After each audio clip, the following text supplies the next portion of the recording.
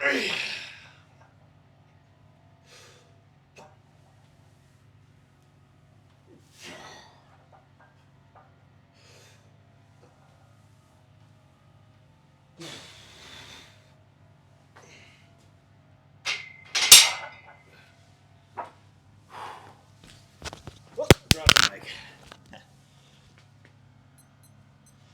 right, so just one thing I'm noticing off the bat is 335 today is moving a lot easier than 315 was on Wednesday. Um, what I'm focusing on today is ensuring that my brace is under my belt instead of up in my chest. That was I guess a bad habit I picked up doing front squats, I think. But I noticed on Wednesday I wasn't bracing right. Then halfway through my lift on Friday, the weight started to move better. So focusing on my bracing, and on the floor in front of me, I am moving my point of reference closer. So it's on the floor probably about 2 feet in front of me now. And the purpose of that looking closer is it helps with proprioception. Having a closer target helps with just awareness of where your body is in space. So if you're looking up at something 12 feet away, it's a visual point of reference that you orient yourself around. And it's harder to orient yourself to a further object than it is to a closer object. So people tell you to look up during the squat. It's not true. You should be at about a 45-degree angle. Look at the floor 2 or 3 feet in front of you, especially if you're doing the low bar, which is my preferred squat. And it also goes to show you, like, if somebody's having you alternate front squats and regular squats, like, it really does, the front squats throw off your groove. There's value to just doing a squat variant that allows you to keep your barbell on your back in that same position. Because whatever, there was an adjustment period getting back to just your standard squat after your front squatting for 3 weeks. So yeah, that's one of the things I think they talk about in the book, is that the front squat's not a bad exercise. It's just your center of balance is more forward, so it's more upright than what you would be doing for a max effort squat. So really, what you want to do is grease the groove. You want to practice it because it's more technical than people want to give it credit for. You think you just bend down and stand back up, but there's a lot of nuance to it, and that's one of the benefits of squatting 3 times a week too, is it helps you grease the groove on that one. All right, that's 2.5 minutes. Is this still picking up my voice? Oh, that's nifty. So we're at 2.5 minutes. I'm just going to go ahead and knock out set number 2.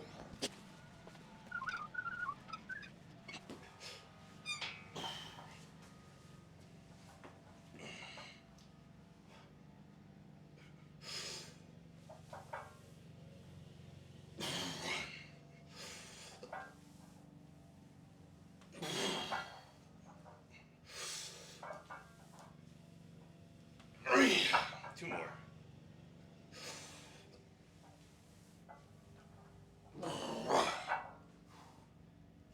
One more.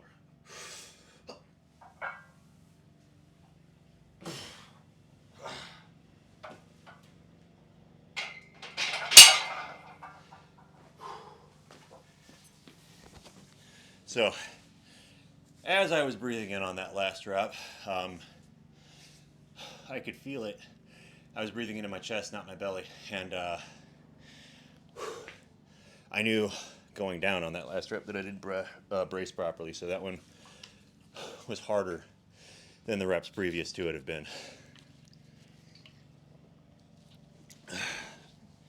I was going to clip the microphone to my water bottle, but then you guys would get intense drinking noises, and we don't want to do that to you. Whew. All right, that's time. We're going to knock out this last set and then move into bench press. So once again, this is my really first session where I am back to working weight after a minor tear to my pec last month. So I'm excited to see how this weight moves and to start working on getting stronger again instead of just, catching up to where I had once been. So it's a very exciting time. All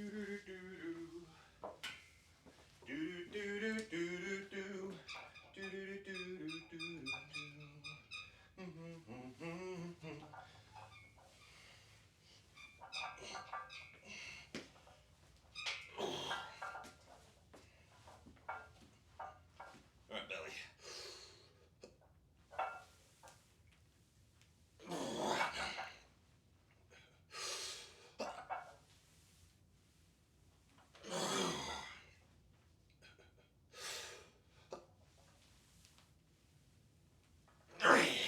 Come on, back angle, man.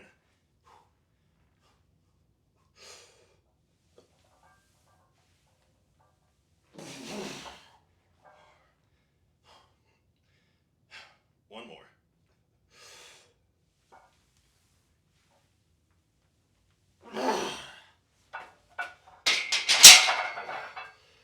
Woo! Now let's just try clipping this to my belt for a little bit, see how that works. Thanks for sticking with me as I figure out the nuances of just recording everything. I've been lifting for 22 years. You'd think I'd be bigger, right? Ugh. But I've only been making videos for about 6 weeks, so there's still a lot to learn on that front.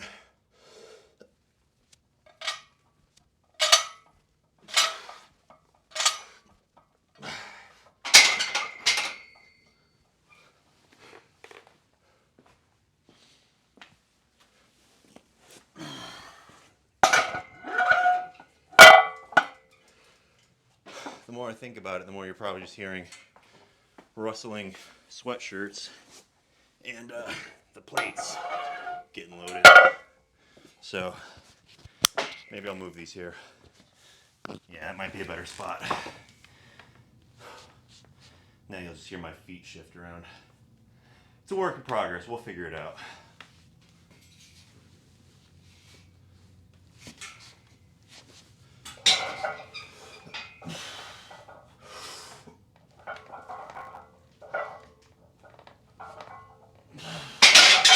All right, let's do it. Let's do it, do it.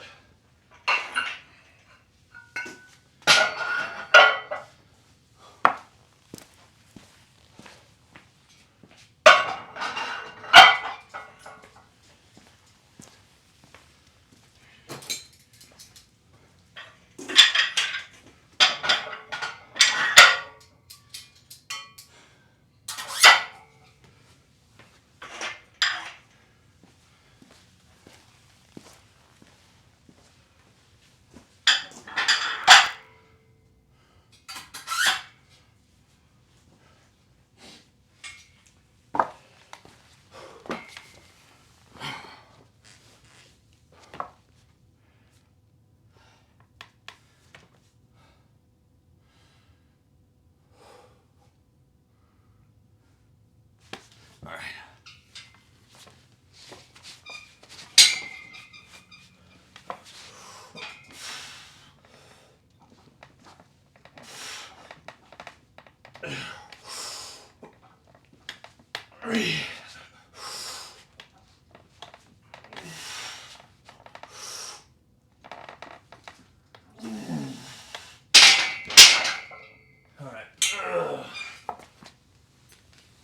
So, I think my grip was a little narrow on that one, but otherwise it felt good.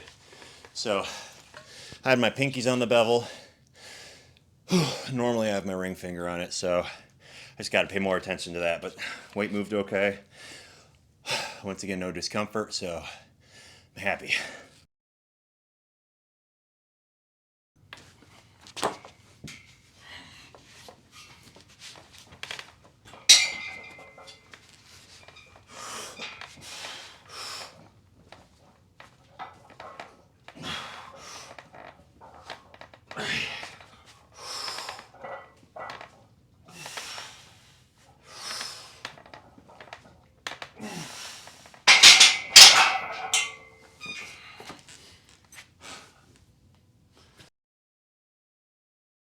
So, I've been thinking on it. I think I'm going to deadlift Wednesday. That gives me 1 week of recovery since my last deadlift training session, which really once a week is about my normal. So that's just a returning to baseline. I'm still going to linearly progress my squat and my bench until I start failing reps there. But for deadlift, I think I'm going to do hang cleans on Mondays. I'll deadlift on Wednesdays, and then I'll just do barbell rows on Fridays. Yeah, we'll see how that works this week. Probably the optimal one would be like, what's the word I'm looking for? Pause deadlifts on Monday, cleans or rows on Wednesday, and then actually deadlifting on Friday. So we'll see how this week goes, but I might switch to that pattern next week. If I'm adding 10, 20 pounds a session, anyway, that might be about the time that my squat and bench start petering out. And then we will look at I don't know, we'll either look at restarting Bull Mastiff for another 18 weeks, or maybe I'll run Texas Method for a little while, just to, I haven't done it in about 6 years, so just to refresh the programming on it, and maybe show you guys what it is and some of the rationale behind it. So we'll either jump right back into Bull Mastiff fresh, and I'll document the whole thing, or we'll start doing Texas Method. Golly, I'm kind of dreading potentially starting Texas Method, though, because it's 5x5, so it's a lot of volume on Mondays. That said, Wednesday and Friday are easier, so you pay for it all on Monday. Which, if Monday already sucks, then you're golden. All right, that's enough chattering. Let's get this last set in.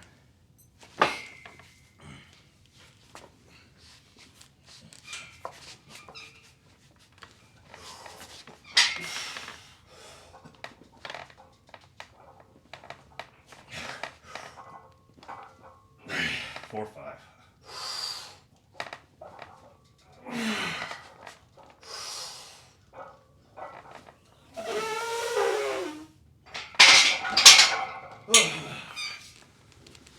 All right, so that was bench, moved good. As you might have seen, those reps were slowing down at the end, so I think that I'm probably gonna stop with the 20-pound jumps, and I'll just do 10 pounds per session.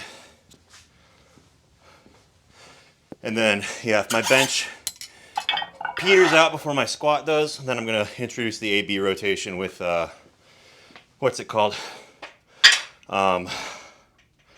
Press. There we go. Sorry, all my blood's in my chest. My chesticles.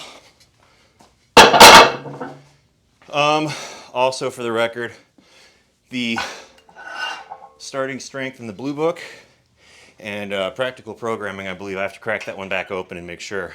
But it programs the power clean. And that's mostly for younger athletes. I mean, anybody who's in sports, it helps train that explosivity. So if you're, playing a contact sport, you can pop and hit somebody. Here. We'll do this for now. Because you want that explosiveness. The value of training explosive movements tapers off with age. Like, you want to be explosive, but the fact is that as you get older, your connective tissue it degrades. It's not like your muscles. Like, you can work your connective tissues to maintain strength, but for the more or less, it's just that steady march into senescence. So the explosive movements, one, begin to be less valuable because you have less need to explode and pop people. You're not really playing sports as much. And then two, the quality of your connective tissue degrades, so there's a little more risk involved with explosive movements. I guess this is a long ramble for me to say, I'm going to be doing the hang clean, not the power clean. And part of that is I've decided I don't need as much explosivity in my day-to-day, and two, I just prefer the hang clean. I'm lazier, so I don't want to have to go down and touch the floor. And here's the thing, I'm not an Olympic lifter. I'm not, you know, that doesn't really match my goals, so I don't have to go down and touch the floor. So I'm going to be doing hang cleans, which is really just the top portion of the movement for power cleans. Here, let's try to get a little dynamic microphone action. Let's hang it up here and see what happens. All right, so for your explosive movements, normally it's recommended to do this instead of the 3 sets of 5, do it in 5 sets of 3. After the third set, your explosive potential just tends to go down rep after rep. So in order to make sure that you're actually exploding on every rep, you're still doing the same amount of volume. You're just breaking it out into 5 sets instead of 3. And I'm going to leave my shoes on for this.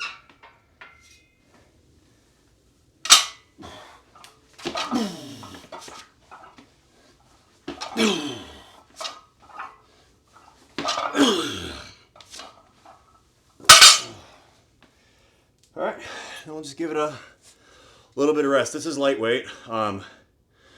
One, I haven't done hang cleans in over a year, so we're just kind of easing back into it. And two, this is kind of just like I said, we're going through some of the motion and working the hip hinge and extension aspect of the deadlift without overly taxing it. So I don't really need to do these very heavy. They'll get heavier every session. I'm starting at 155. The most I've ever done is 205, so you know, we'll catch up pretty quick. If I was gonna actually go balls out on this one, I'd probably start petering out somewhere around 185 right now, so we'll get there soon enough. Yeah, that's a minute. And since it's not super heavy, I'm just gonna take shorter breaks.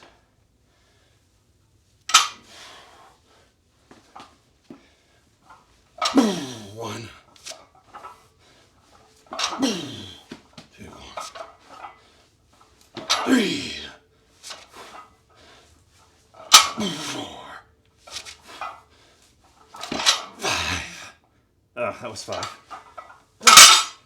See, 5s are so ingrained into me. Whew, did it by accident. So, I'm up to 8 reps out of my total is 15. Because I did a set of 3 and then I forgot I was doing 3, so I did a 5. So, I'm all sorts of messed up. I'm just going to do 2 sets of 4 and call it a day.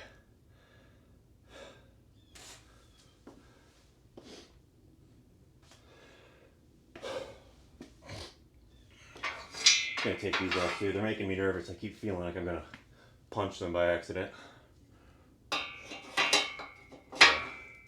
Just going to put you up here where you're safe.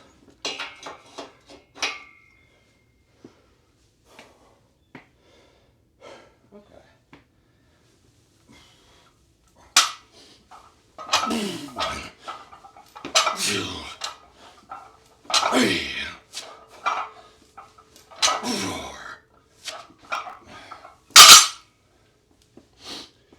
All right, one last set of 4. And I know I'm gonna look like I can't make up my mind, but since this is the last set, I'm gonna put these back up so that I can just pop it in the rack.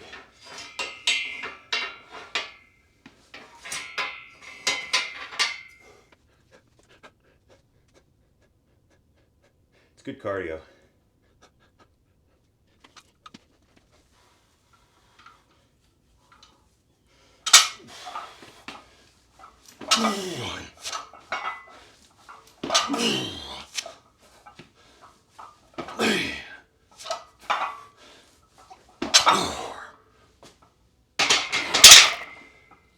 All right, that's all she wrote.